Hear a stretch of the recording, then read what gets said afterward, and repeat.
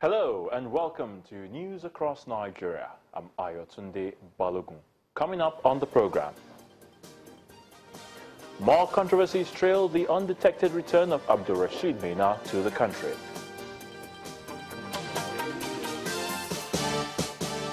Federal government to dualize Calabar-Udupani Road.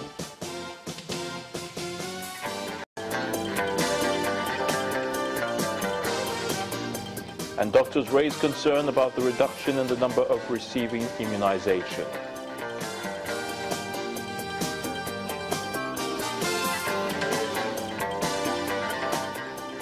The last is yet to be heard about the controversy trailing the return of the former chairman of the Pension Reforms Board, Abdulrasheed Maina, to the Federal Civil Service. The latest reaction is coming from the Senate, as the lawmakers have now set up an ad hoc committee that will probe the circumstances surrounding Mr. Maina's return to the country and how he was able to beat security operatives. The Senate ad hoc committee will be pulled from the Public Service and Establishment, as well as the Interior and Anti-Corruption Committee. The House of Representatives is towing the same path as well and calling for investigation into the matter. The lawmakers want the Economic and Financial Crimes Commission, EFCC, to urgently arrest Abdulrasheed Maina and prosecute him. Now, more Nigerians are adding their voice to the controversial recall and reinstatement of Mr. Maina. The executive director of the Center for Social Justice, Mr. Eze Onyekwere, is asking President Muhammadu Buhari to sack everyone involved in the recall and reposting of Abdulrasheed Maina to the Ministry of Interior.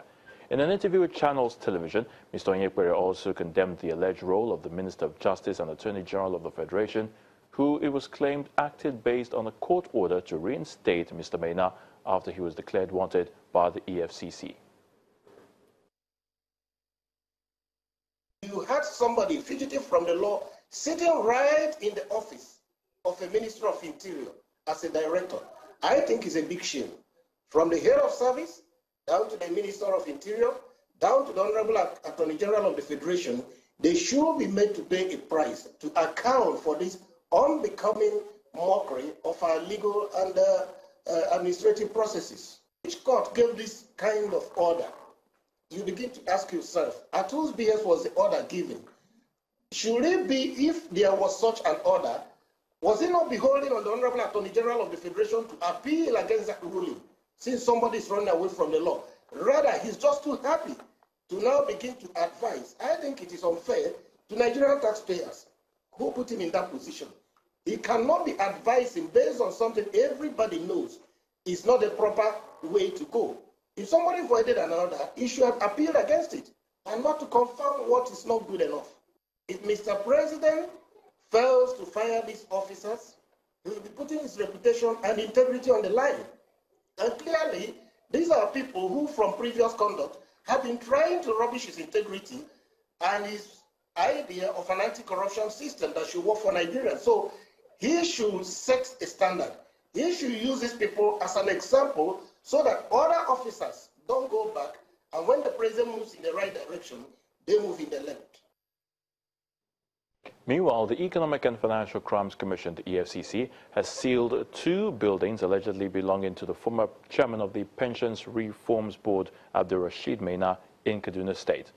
The sealed properties are a 2-story shopping plaza at 2C Ibrahim Taiwo Road and a 1-story duplex at Katuru Road, all located in the state capital, that's in Kaduna.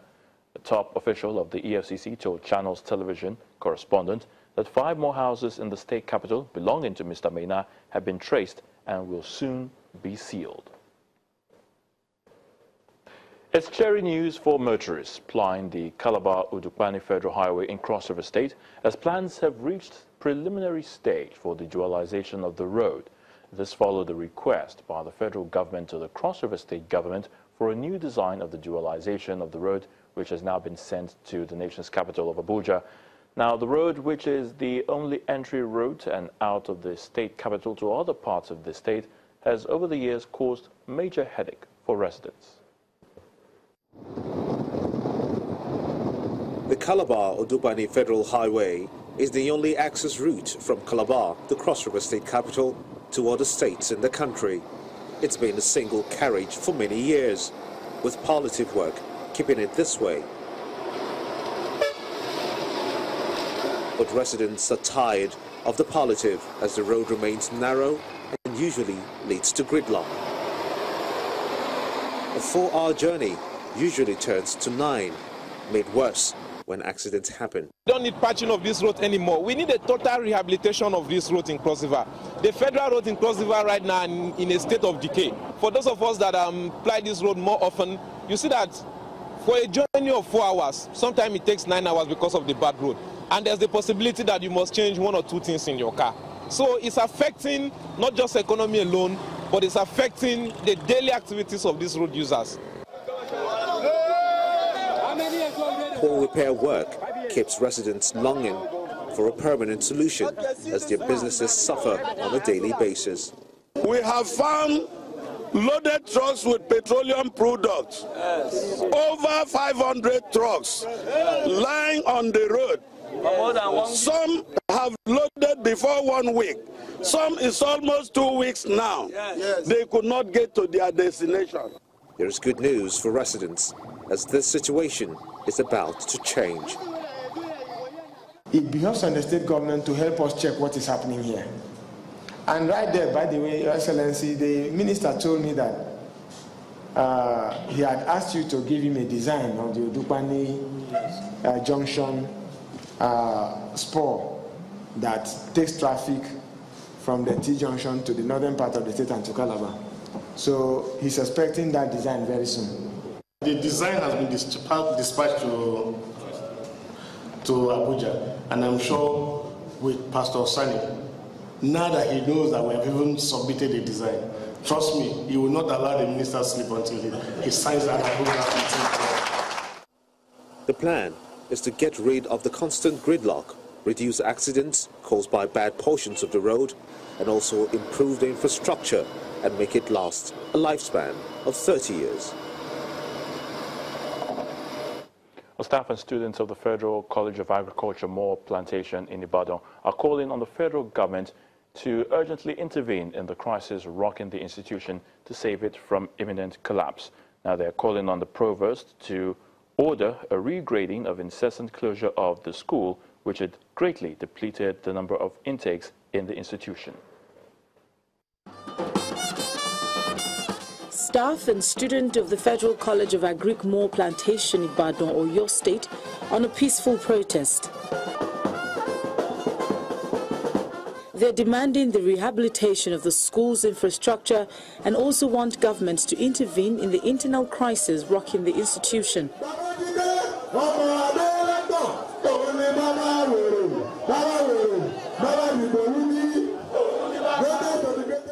Nothing is working in our system again. No light. If it's not around, they will not put on that generator. Immediately it's coming, immediately reach the gate, they will put on the generator only for him. Immediately he's leaving the college, they will put off the generator. This is academic area now. We don't have access to internet. We cannot do research. All the lecturers are here. Established in the early 1920s, the school is one of the oldest tertiary institutions in Nigeria in the agric and allied disciplines over the years. Today, the school is a shadow of itself, with age telling on the infrastructure, and the old glories seem to be a distant memory. It's 3rd of August now. The college has actually been shut down, and since then we've actually been meeting with the management, the provost, and the rest of his management team. But what they've been giving to us is that soon we'll get to resume.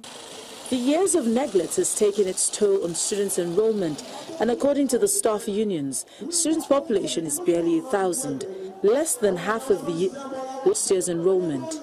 There's serious retrogression in their numbers. When he came on board, we had over 2,000. Now we have less than 1,000 students. And even a lot of students would come in because he has been closing down the school severally, arbitrarily. That is why most students even leave our campus, our college, for another college. Reacting to allegations of high-handedness and mismanagement, the provost of the college, Dr. Babajide Adenekon, has said lack of funds has also affected the school. Now, it is not that they are accusing us of mismanagement of funds. It's not that they are accusing us of wrong administration. It's simply that they don't like this present administration. Though the management of the institution has ordered the students resume, their major agitation remains unresolved. And with the current drive to make agric the mainstay in Nigeria's economy, They say such college must not be neglected. We're going to break now, and when we return on the program, the PDP holds a meeting to screen its chairmanship aspirants in a moment. Join us again.